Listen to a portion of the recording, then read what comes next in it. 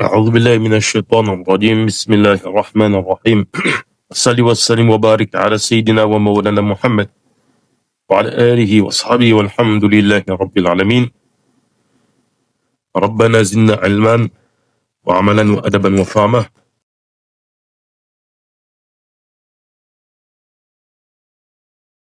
السلام عليكم ورحمة الله.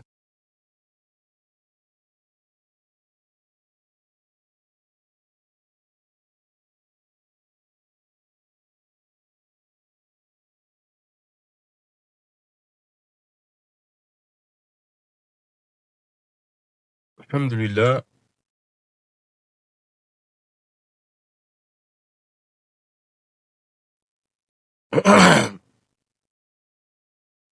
On va pouvoir continuer cette lecture de l'ouvrage Al-Mouridiyya de Cheikh Mohammed Al-Murtada.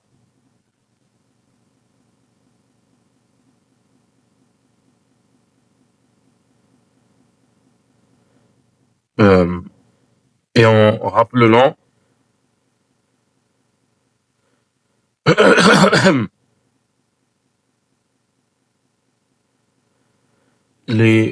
l'intérêt de cette lecture.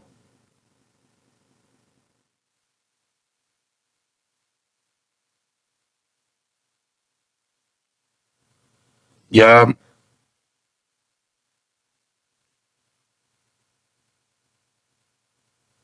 comment dirais-je? La première des choses, c'est que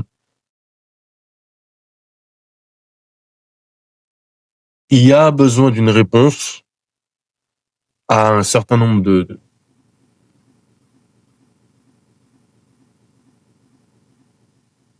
de chocs, de vides spirituels, de réformes intérieures et de réformes des sociétés et des organisations sociales qui étaient devenues trop rigides dans différents endroits du monde musulman.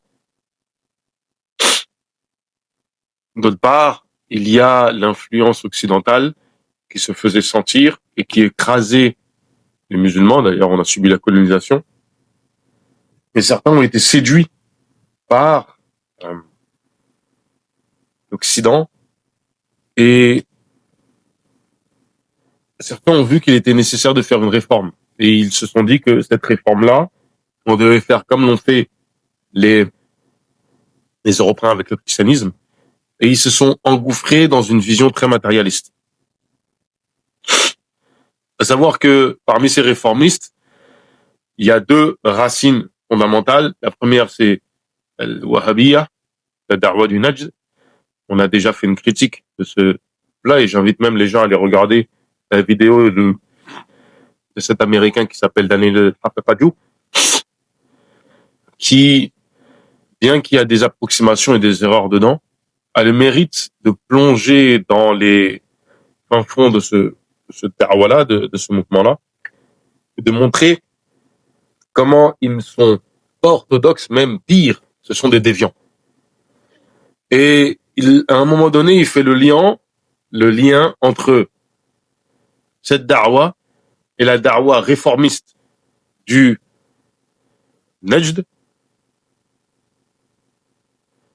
cette da'wa qui était principalement qu'on trouvait dans le Cham, qu'on trouvait aussi en Égypte, avec des gens comme Al-Afrani dans un premier temps, qui venait d'Afghanistan, comme son nom l'indique, qui venait, d'aucuns disent qu'il était chiite. Ensuite, Mohamed Abdou et son successeur, Rashid Rida. Ils vont faire justement ce lien entre cette da'wa, celle de Mohammed ibn Abdel Wahhab, et la leur, avec une vision très matérialiste.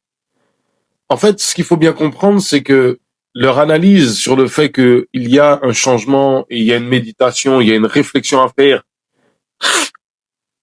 au niveau des sociétés musulmanes est vraie. La réponse qu'ils donnent est totalement fausse. Et avec justement cet héritage que l'on a de Cheikh al-Khadim radiyallahu anhu, il se présente lui-même comme un mujaddid, donc un rénovateur et non un réformateur.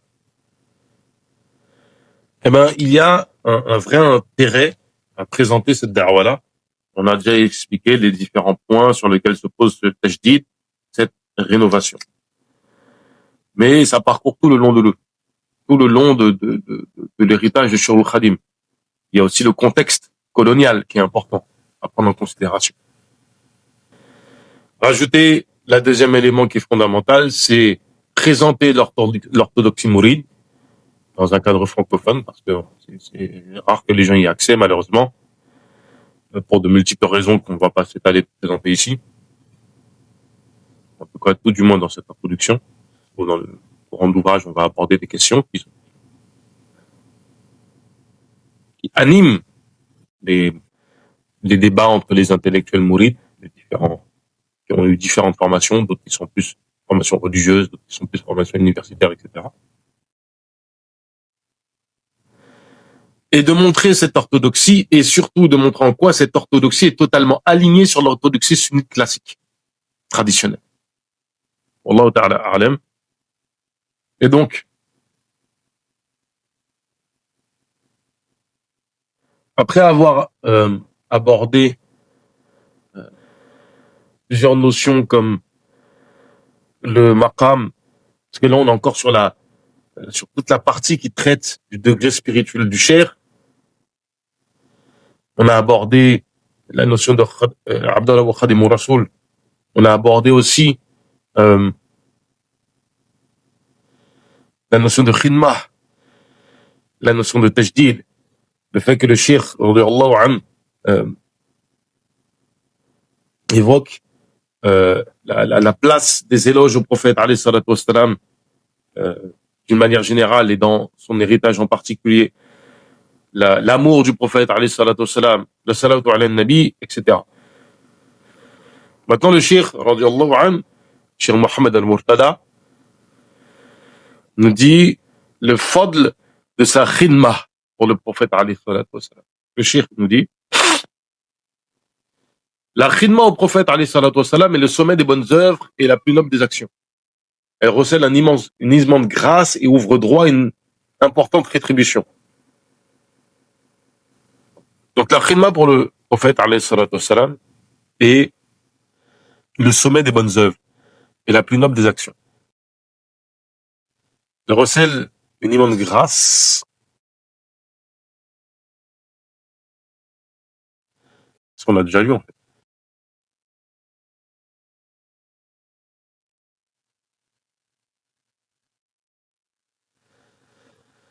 Effectivement, on l'a déjà lu.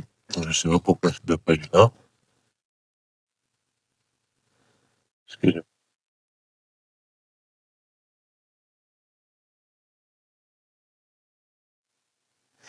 Alhamdulillah. Donc, en fait, on a déjà lu cela. Et on vient maintenant sur les qualités littéraires du cheikh. Le qasida, le Shur al-Khadim et ses écrits en général. Donc, les caractéristiques,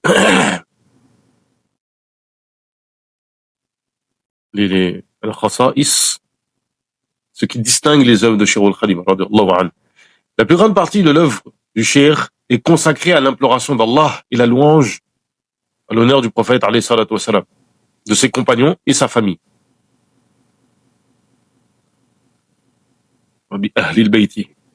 Une grande partie est aussi consacrée aux sciences religieuses et à la langue arabe, à savoir la théologie, le tawhid, la jurisprudence, le droit plutôt, le fiqh, le tasawwuf, la grammaire et le tarbiya, le nahu wa tarbiya.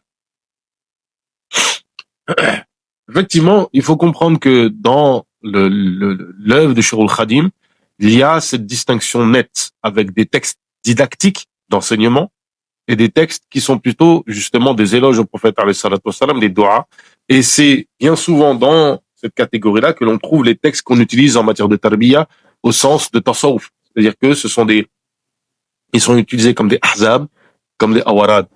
On peut prendre l'exemple de Nurud Dareini, de Jalibatul Maraghibi, ou encore de Astaghfir Rabbihi, de Sindidi, de Matlabou Shifa'i, etc., etc., etc.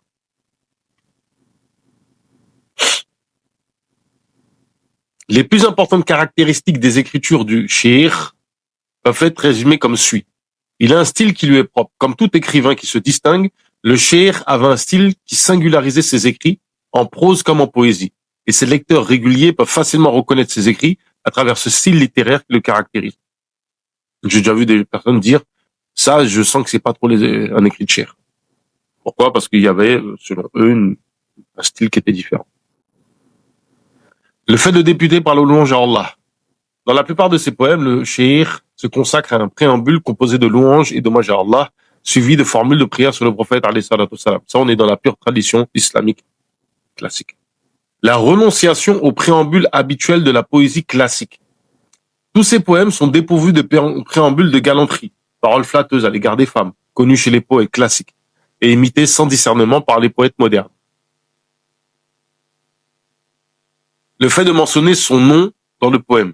Le plus souvent, le cheikh mentionne son nom dans son poème, soit au début, au milieu ou à la fin, en s'appelant tantôt Ahmed, tantôt Khadim Rasoul, ou un surnom du genre. À noter ici, c'est une information pour les gens qui s'y intéressent, c'est que le cheikh, radiallahu anhu, a cette particularité, c'est que pour les poèmes pré-exil, qui sont dans l'année qui précède l'année de l'exil au Gabon.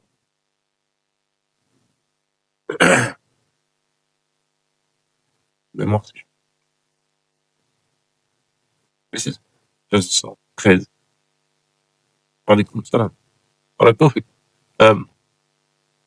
Donc, dans ces écrits-là, en général, le cheikh se présente comme étant Ibn Shirkhi, le fils de son cheikh. À savoir, en fait, il se présente comme étant le fils de son père. C'est normal. C'est comme ça qu'on peut identifier la différence entre, si on prend Tazawwud Shuban et Tazawwud Sirar, on verra que dans Tazawwud Shuban, on arrive à le situer que c'est avant la période de l'exil, et Tazawwud Sirar, c'est après. Parce que dans l'un, il se présente comme étant Ibn Shirkhi, fils de son cheikh, et dans l'autre, il se présente comme étant Abdallah wa Khadim Rasoul. Et donc, effectivement, dans la période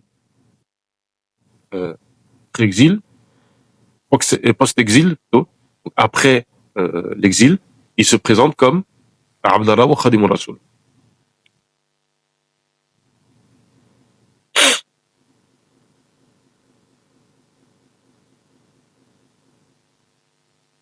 le fait de mentionner son nom dans le poème, donc ça on l'a dit, le fait de mentionner l'intitulé du poème ou son auteur au début. Il énonce souvent l'intitulé du livre ou le nom de l'auteur. C'est pas systématique, mais ça arrive souvent.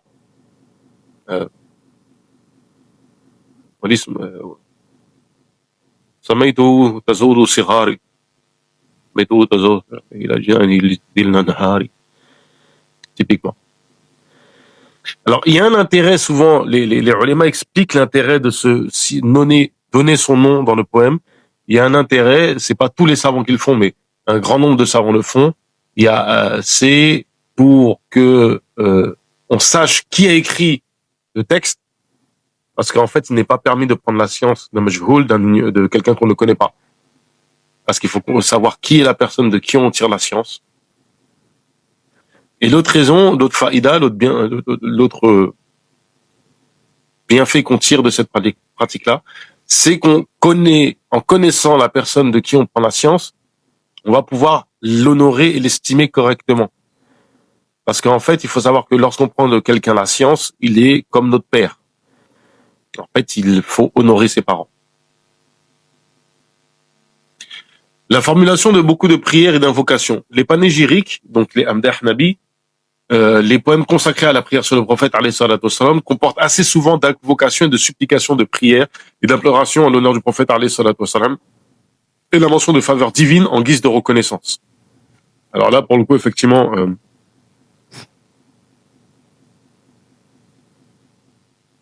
il y a énormément de choses à dire sur ça.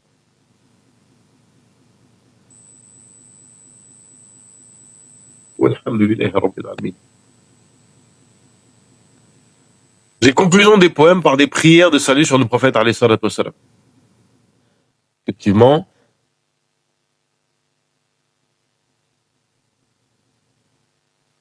le cher nous dit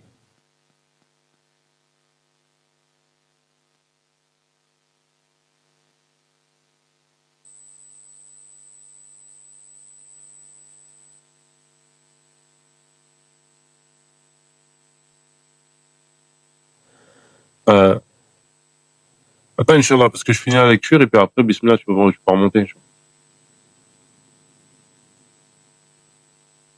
Les conclusions des poèmes par des prières de salut sur le prophète alayhi salatu wassalam. Ces poèmes s'ouvrent sur les louanges et la reconnaissance des faveurs divines et se terminent par des prières sur le prophète alayhi salatu wassalam. Et sur la base de telles caractéristiques, il y a un ensemble de publications et de poèmes attribués à tort au cheikh, qui est l'œuvre de personnes inconnues des lecteurs. Nous donnons quelques illustrations des poésies apocryphes. C'est l'un des intérêts de la lecture de ce livre, comme j'ai dit, c'est rétablir l'orthodoxie classique sunni. L'orthodoxie classique mouride, qui est totalement en phase, en fait, avec l'orthodoxie classique sunni. Et l'une des choses qui fait, souvent, certaines personnes qui fréquentons certains de nos savants, lorsqu'on pose des questions, sur certaines choses qui sont un petit peu, comment dirais-je, je dirais pas de notoriété publique, mais qui sont répandues comme ça parmi la masse, eh ben, bien souvent, on entend, ouais, mais ça, c'est pas authentique. Ça, c'est pas authentique. Et là, on va avoir un exemple concret. Un exemple concret d'une chose qui n'est pas authentique.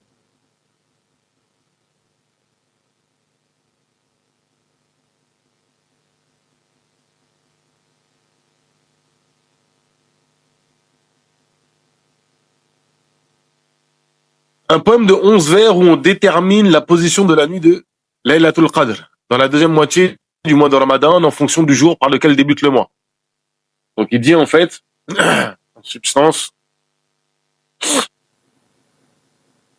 دونك يا من ليلة القدر تروم نظما أتى بما حكى أهل العلوم قد أخبروا بأنها تكون في النصف الأخير إذا تبين. On va pas s'étendre à lire tout ça parce que c'est pas un poème directement de Cher, donc il n'y a pas vraiment d'intérêt. Mais sachez en fait qu'il y a effectivement une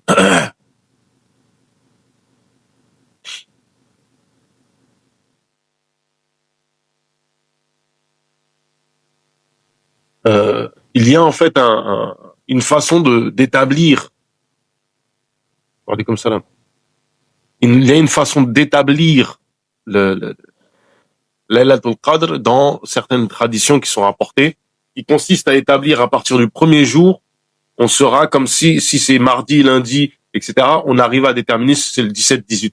Parce qu'en fait, la vie le plus retenue, en tout cas chez les Malikis, c'est que euh, euh,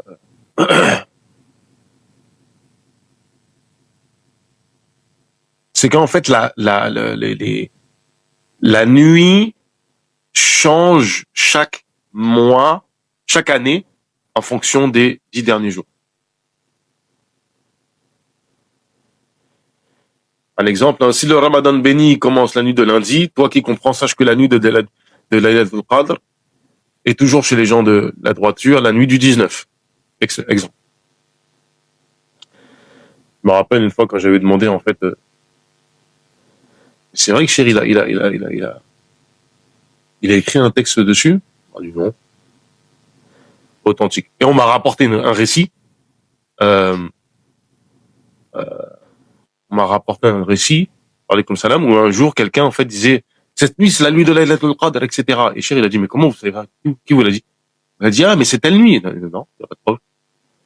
Donc en fait on m'a rapporté un récit qui niait même que Cher adhérait à l'idée en fait qu'on puisse le déterminer. C'est pour vous dire. Un poème de 12 vers sur le thème d'éloge dédié à la colonisation, à son corollaire de malheur dans son œuvre de domination des pays musulmans. Ainsi le Cher dit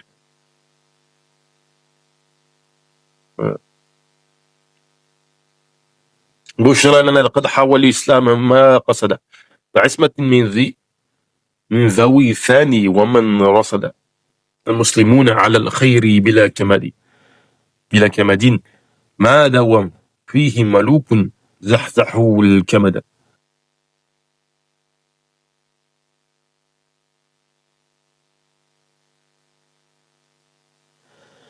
Ah ouais, d'accord.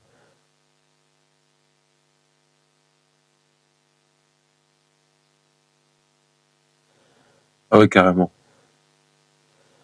Je pensais avoir mal compris, mais non, c'est bien ça. Exemple de bait dedans. Donc en fait, il y a plusieurs baits, donc je vais pas tous les lire parce qu'en fait, c'est pas authentique, c'est pas authentiquement attribué au Cheikh. On lui dit par exemple, euh, il y a vraiment quelqu'un qui a osé dire c'est Cheikh qui a écrit ça. قد أصبح المسلمون اليوم في النعم لما تولى الأمور من حوى رشدا الله أسأل أن يرعى لنا رؤساء قد أخرجوا في الأراضي كل ما فسدا. الله أكبر. Les,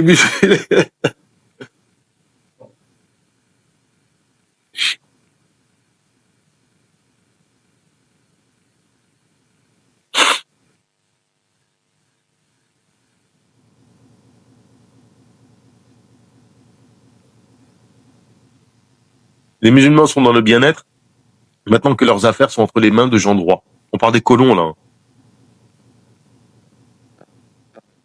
Ça, je sais même pas que ça existait cette histoire. Le pays est devenu tranquille depuis le jour où il compte un groupe de gens qui a proposé la paix et effacé la peine. En fait, autant il y a un fait avéré d'un point de vue historique que les colons ont établi une forme de paix, une paix dans la région, mais une paix qui s'est pas faite en fait de façon pacifique, hein, évidemment. Et donc que les différents éléments ont composé avec, autant que Cher fasse leurs éloges, là c'est un petit peu abusé quoi. Carrément, il dit un exemple, hein, euh,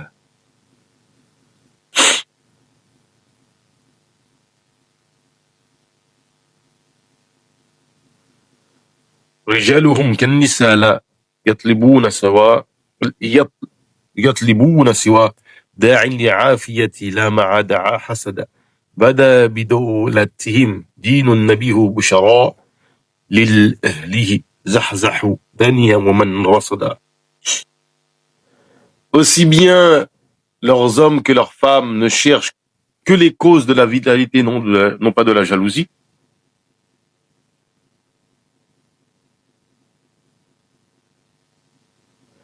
Par leur gouvernance, la religion du prophète alayhi salatu wassalam, apparaît comme un bonheur aux gens qui car ils ont éloigné la tyrannie.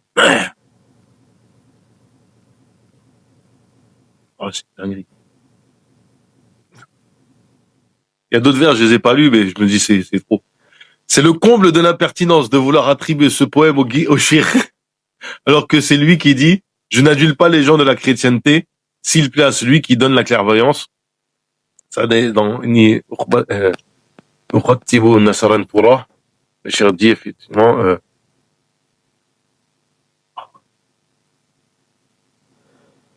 ولا أداهن ذوي تنصر نشاها من يمن بتبصر.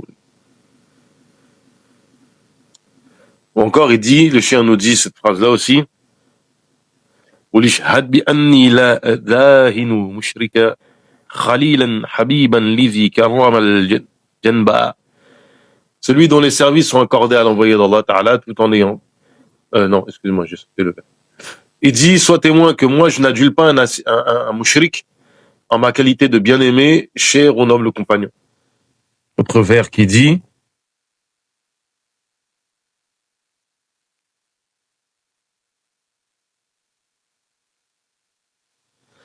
من تكن في رسول الله خدمته وصاحبا صدق والإخلاص والحسن فلا يخاف ولا يرجو الورى زمنا إذ الوقاية تغييني عن الكنان. Celui dont la khidma sont accordées à l'envoyé d'Allah Ta'ala tout en ayant pétri de vérité, de sincérité et de bonté, celui-là n'aura pas peur des gens ni ne les espère par un seul instant. Car la protection d'Allah Ta'ala lui suffira au détriment des autres tutelles. Encore le shir a dit, ça c'est un truc, faut comprendre ici, c'est intéressant. Ça c'est justement les gens à ce moment-là qui crisent parce qu'en fait je m'exprime en français justement et je transmets l'enseignement du shir de façon à sa dimension orthodoxe. Je les invite à une chose. Soyez honnêtes dans votre méthode. Parce qu'en fait, il n'existe pas une manière d'approcher les sciences de l'islam, en général, et l'héritage d'un savant, sans prendre en considération ses écrits. Si nous, par exemple, on va s'en prendre à l'un de vos savants, n'importe lequel, et qu'on dit, regardez la dinguerie qu'il a dit, vous allez aller chercher une autre parole de ce cher-là pour essayer de faire équivalent et de nous dire, ouais, mais il faut interpréter parce que regarde ce qu'il a dit à côté. En fait, chez Cheikh Khadim, c'est pas compliqué. C'est pas compliqué. C'est relatif. Manifestement, pour eux, oui. Il faut que vous preniez en considération les écrits qui sont clairs dans la façon d'aborder, d'expliquer les notions dogmatiques centrales sur lesquelles on ne revient pas. Et vous avez de l'autre côté des discours allusifs avec des fois des notions ou des manières de s'exprimer avec un discours qui des fois est hyperbolique, hyper allusif. Le problème, c'est que prendre en fait les discours allusifs pour en faire les règles absolues, je sais pas, par exemple, si vous prenez le cas de Khatim al-Munajjah, où le Cheikh radiallahu anhu dit que je ne vais pas mourir, sachant que Khatim al-Munajjah, le titre c'est Khatim al-Munajjah. La dernière discussion. Quelle dernière discussion? Celle qu'il a juste avant de s'éteindre. Justement, le truc, c'est que l'histoire de Khatim al-Munajjah, c'est qu'on le trouve sur le corps de Cheikh. On sait que c'est le dernier poème de Cheikh. Donc, à aucun moment, il n'est concevable que le Cheikh puisse écrire ça et que c'est un sens apparent. C'est aussi simple que ça. De même que toute formulation que le Cheikh va utiliser doit être prise en considération, justement, que on ne prend pas le sens apparent. Parce que les écrits de Cheikh ne vont pas dans le sens de le prendre au sens apparent. Et ici, c'est cette méthode-là qu'il faut respecter. Donc ici, Cheikh Mohamed Murtada utilise cette méthode-là en disant, mais comment vous pouvez me dire que ce texte-là, il est authentique, alors que Cheikh, il dit ça à côté? Donc soit on interprète, soit on dit ce texte n'est pas authentique. En l'occurrence, ils ne sont pas authentiques.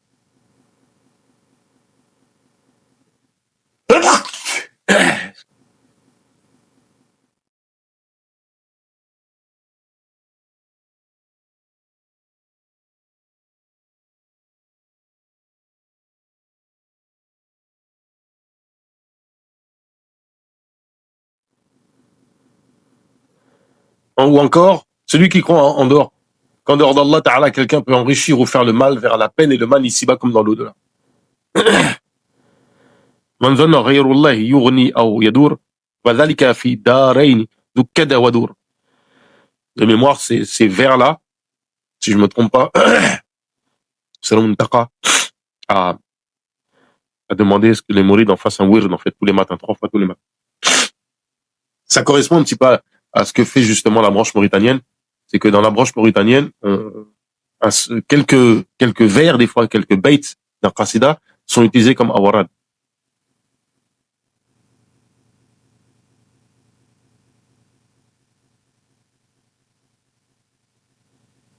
Parce qu'il faut bien comprendre que fait partie des adab en fait de la lecture des qasida de prendre l'autorisation auprès d'un cheikh.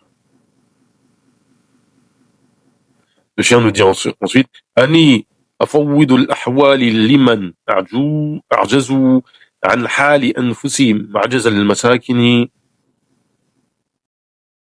وكيدا يبعثني حب الحطام على جوار من ذروهم رده شياطين إن كنتم ذا حزن أو كنت ذا وطر دعوت ذا العين قبل ردا والشين. Comme je soumettais mes affaires à ceux qui sont incapables, comment je soumettrai, je déléguerai mes affaires à des gens qui sont incapables, comme les pauvres vis-à-vis de leur personne. Et comment l'amour des biens périssables peut me pousser à approcher des gens dont les maisons sont les jardins des démons. Il parle ici effectivement des Nassaran qui sont voués à l'enfer. Si je suis habité d'une tristesse ou d'une envie, j'implore le détenteur du trône.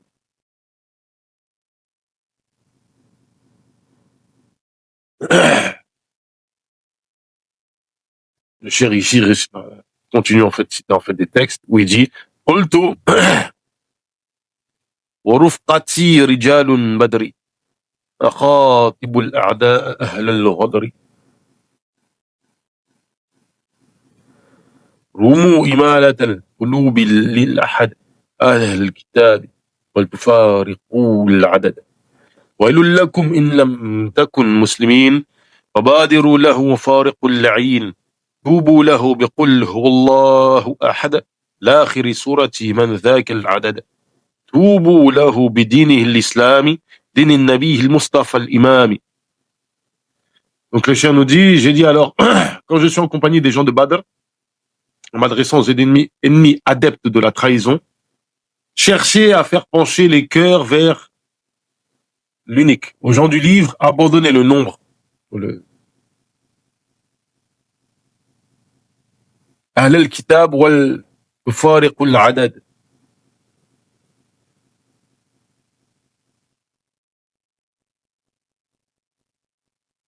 Ouais, abandonner en fait.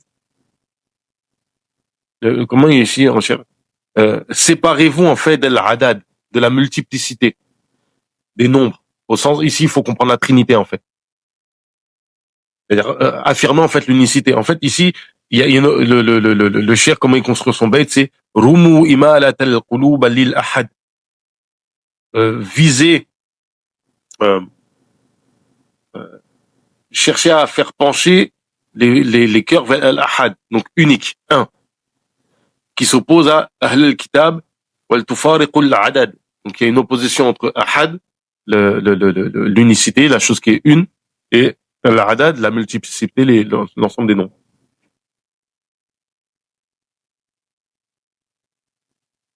Malheur à vous, wailul lakum, in lam takun muslimin. Si vous n'êtes pas musulman, accourez vers Allah et quittez le maudit.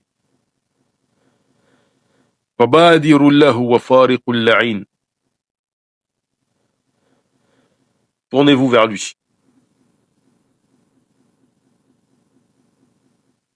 Repentez-vous par la sourate Qul huwallahu ahad jusqu'à sa fin. De quoi?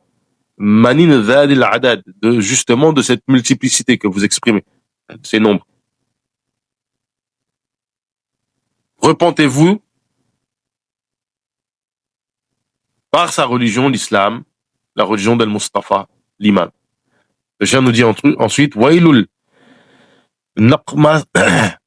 نقمة وضيق وبلاء لكافر مشرك لن يقبل وجهتكم بالحق إذا تبروا منكم فصارعوا بلا تجروا. Malheur, tourmente, angoisse et épreuve à tous mes créants, mouchrik, dont la croyance n'est pas acceptée. Je vous ai fait face par la vérité, m'affranchissant de vous, accourez sans vous risquer. Il dit en fait en dernier, ensuite, dara thana'un lam yakun madahan nabi, idha lam yakun li ghayrihi munqabi. Tout hommage qui n'est pas consacré à la louange du prophète alayhi salatu wassalam est perdu car personne d'autre n'a de qualité morale. Comment quelqu'un peut-il oser attribuer ces vers déshonorants au grand Cheikh radiallahu anhu, Cheikh Ahmed Ouamba, Khadim Rasoul, qui avait refusé de reconnaître à la colonisation le moindre droit sur ce pays gardé, avait refusé en toute grandeur de baisser sa tête pour saluer le gouverneur général français, avait refusé de tendre sa main sacrée pour serrer celle du gouverneur qu'il jugeait impure. Alors ça, Ajib. Bon, je vais prendre 30 secondes, je vais prendre Karamat ou Al-Khadim Rasoul et vous lire en fait de quoi il parle. Là, qui est écrit par Karamati Cheikh Ahmed Bomba, qui est écrit Khadim Rasoul,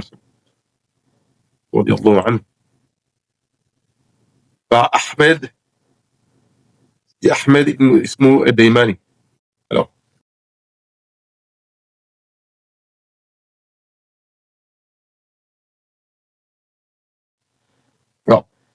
c'est des karamats rapportés par l'un de ses grands disciples, qui est le Cheikh Ahmed ibn Ismou al-Daymani.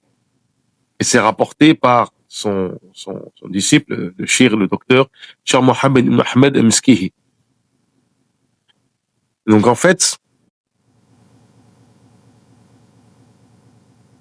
il a un récit, je vais l'avoir sous les yeux pour le rapporter correctement. Mais en substance, le Cheikh radiallahu anhu, de là, il rapporte plusieurs karamats des Cheikh al-Khadim. Et il y en a un qui rapporte comme un karamat, qui est, que je me trompe pas, est-ce qu'il rapporte comme un karamat ou dans la partie qui traite de sa vie?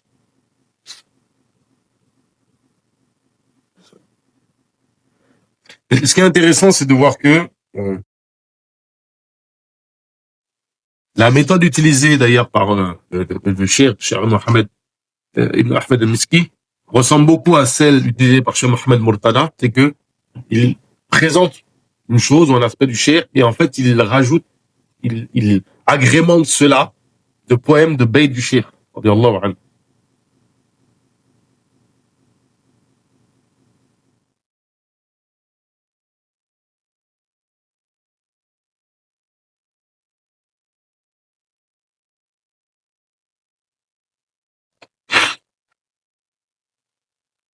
Pardon, parce qu'il évoque son masal. Ah.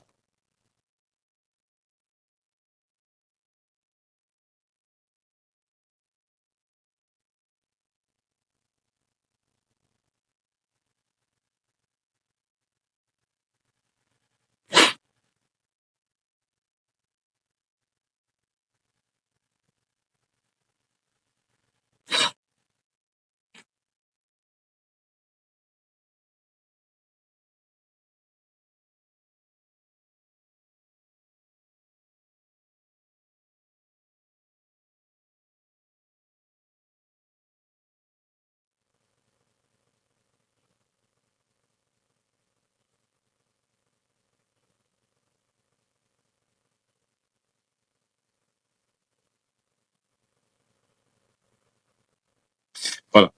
En fait, c'est dans le premier chapitre sur la vie de Cheikh où il évoque son nasab. Et il y a un Cheikh qui rapporte وحدث شيخ الشريف محمد بن أحمد بن حسن بن حماد في كتابه وغيب الشيخ البحرية, c'est-à-dire le Cheikh. Donc c'est rapporté en fait par manifestement par un shérif, donc de Mauritanie, manifestement.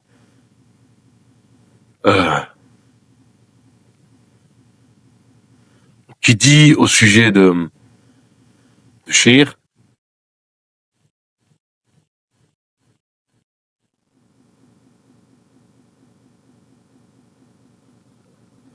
en fait, parce que ici, il est dans la partie où il affirme que Shir, radiallahu anhu, est d'origine charifienne, donc descendant du prophète, alayhi salatu wassalam. Le récit, c'est le suivant, c'est que un chrétien était venu voir le Shir, et il dit, Mifli min shurafa, la yudafi'u mifluk. Allah. En gros, il dit, les shurafa comme moi, les gens qui font partie des shurafa comme moi, donc descendants du prophète, alayhi salatu wassalam, ne serre pas la main aux gens comme toi qui font partie des calmes.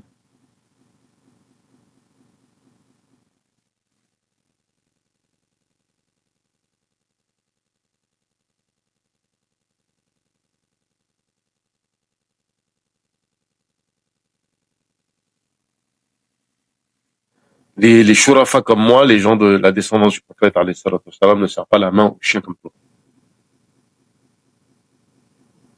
Donc, c'est cet événement-là que le cher ici évoque.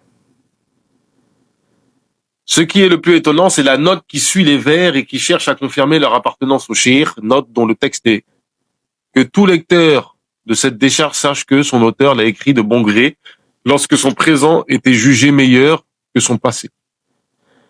Et le motif qu'il avait poussé à le rédiger était de rendre le bien par le bien.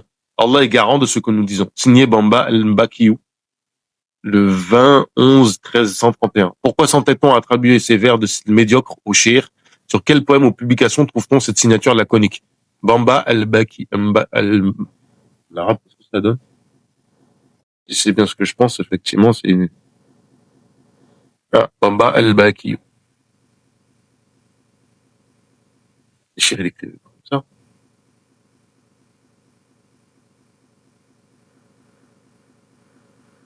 C'est clair, ouais, c'est pas le style de, vraiment, c'est pas le style de shir.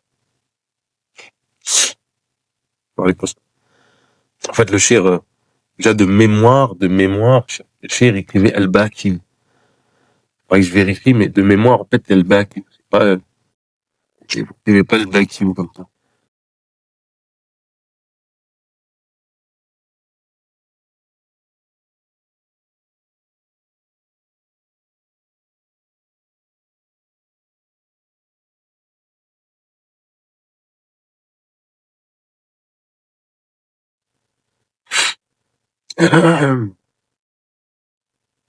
Allah.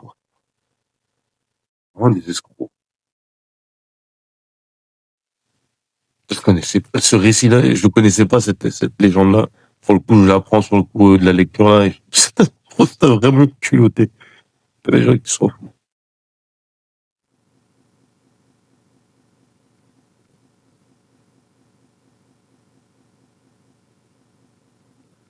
En tout cas, par ailleurs, il importe de noter que le cher utilise très rarement les chiffres pour dater. Effectivement, le cher n'utilisait pas les chiffres, il utilisait plutôt très souvent les lettres de l'alphabet à cette fin. Parce que vous faut savoir en fait que dans les lettres de l'alphabet arabe ont une valeur numérique et le cher utilisait ces valeurs numériques. On le voit dans la plupart de ses poèmes quand il veut établir en fait une valeur numérique. En fait, il ne le donne pas les chiffres, il donne les lettres.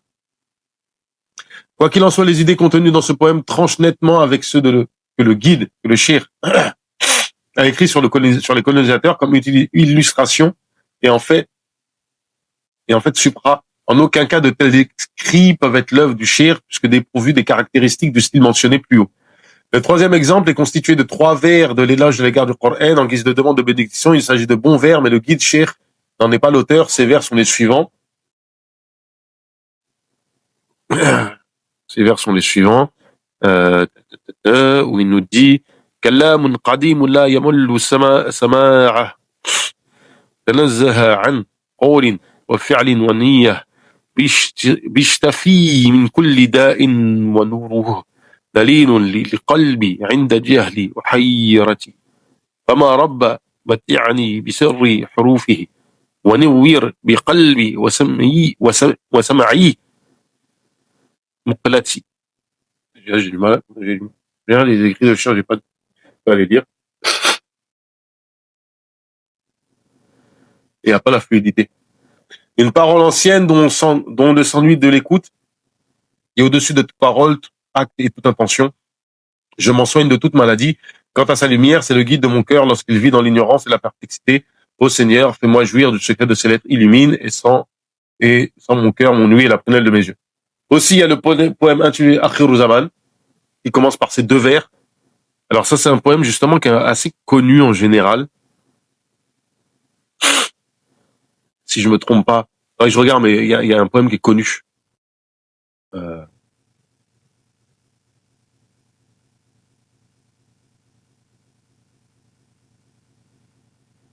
الحمد لله على التمام ثم سلامان مدى الأيام على رسول صاحب الغمام وآله وصحاب الأعلام والمقتدى بهم من الإخوان ما دامت الورق من أغضان.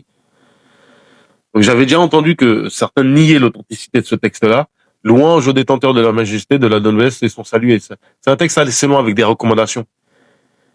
Et il se termine en fait par... Rajib, je me suis emmêlé, j'ai l'impression en fait.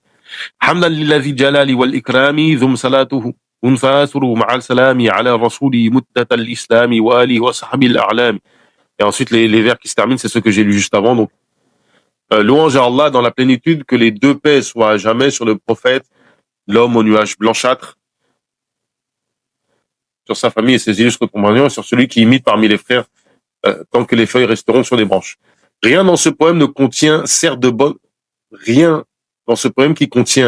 bonnes recommandations, des conseils utiles et d'ordre moral, ne peut indiquer qu'il est composé par le cheikh. À travers les vers qui le composent, aucune mention n'est faite du nom du guide, de son prénom ou de son surnom. Il faut ajouter à cela que le poète ne comporte ni les implorations, ni les invocations ou les prières dont sont presque pourvus tous ses poèmes, mais aussi, c'est ce qui est le plus important, le style diffère fondamentalement avec celui du cheikh.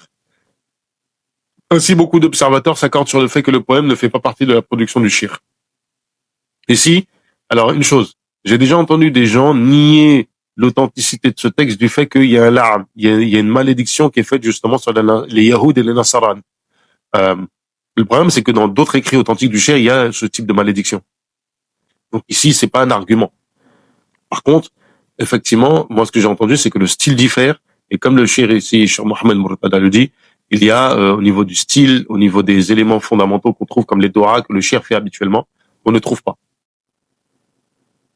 Il faut ajouter à cette liste de poèmes apocryphes un ensemble de poèmes dont les vers sont composés sur la base de l'acrostiche des lettres alif, ha, mim, sin, qaf, kaf, ha, lam, ain, ya, sad. Tout ça, c'est des lettres en fait qui composent les huruf, les lettres isolées qu'on a, alif, lam, mim, etc. Ces poèmes sont édités dans un même livre sur le titre Hamun, Sakakun, Halaun, Yasun. Il faut noter, à propos de tels poèmes, qu'ils sont dépourvus de toutes les caractéristiques qui distinguent les écrits du cheikh et sont rédigés selon un style différent de son style. De surcroît, ils sont truffés de fautes de syntaxe et de métrique. Pour des gens qui ont une idée un petit peu, cheikh est une autorité en langue arabe de la région. Et quand je dis une autorité, c'est-à-dire que, par exemple, les Mauritaniens, je pense que vous leur proposez un poème de Cheikh al-Khadim, un poème qui n'est pas écrit par lui, et vous le faites passer pour un poème de Cheikh, ils vont vous dire ça, c'est pas lui.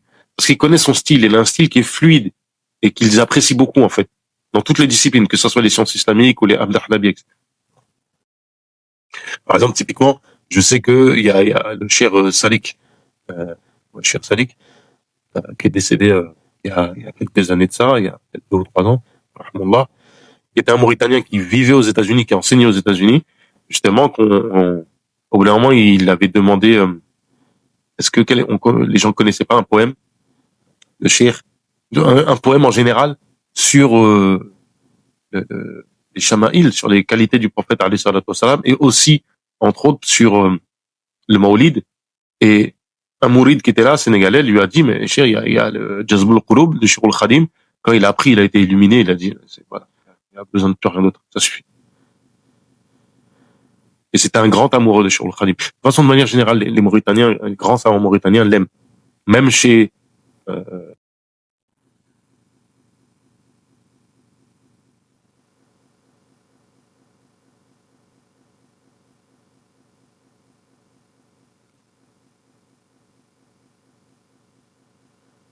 Le cheikh, connu pour son éloquence rare, voire incomparable, est loin de mériter qu'on lui attribue de tels poèmes, et nous conseillons au lecteur de retourner aux divers et poèmes pour une relecture. Par ailleurs, nous allons donner, dans ce qui suit, des poèmes d'illustration pour étayer les caractéristiques des écrits du cheikh que nous avons évoqués plus haut.